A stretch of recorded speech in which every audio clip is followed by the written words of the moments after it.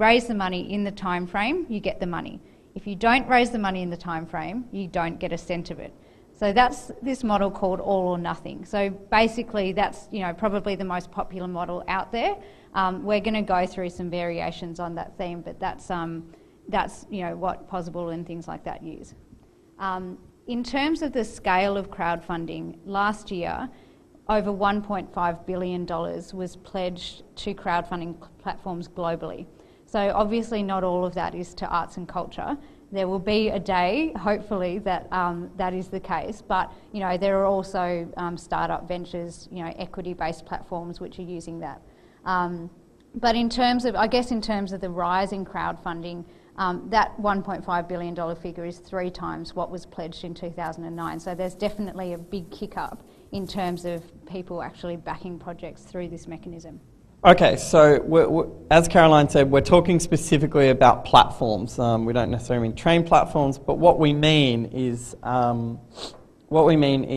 specific websites designed with an information architecture designed to create a campaign-style environment where you can put up information about the project, timelines, and I guess a thermometer, or the sort of traditional idea of mapping out how that project's going towards reaching its target. We're not talking about things like PayPal donate buttons or Tipjoy or other kinds of online giving. We're talking specifically about platforms that are created to do that. So we're going to look at 5 in particular.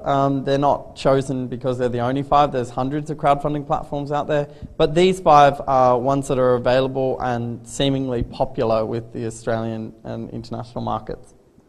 So first up is Possible. It's an Australian-based platform. Mainly it focuses on arts and cultural projects. There's also Indiegogo, which is a US platform. Start Some Good, another US platform. Sponsume, which is from the United Kingdom. And probably the most well-known of all the crowdfunding platforms, Kickstarter. So why would you do something like crowdfunding as opposed to any of the other ways that you could raise money? Because if you remember at the beginning, I was saying that art support mentors people in a whole range of fundraising techniques.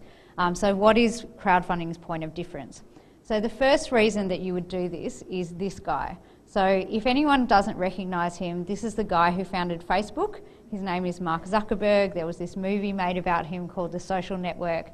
But basically with Facebook really came the social media phenomenon. And with the social media phenomenon really came this ability for people to share information, spread the word in ways that you hadn't been able to do before. So really what we think is that social media and all that sort of stuff created this perfect storm for things like crowdfunding. But in particular,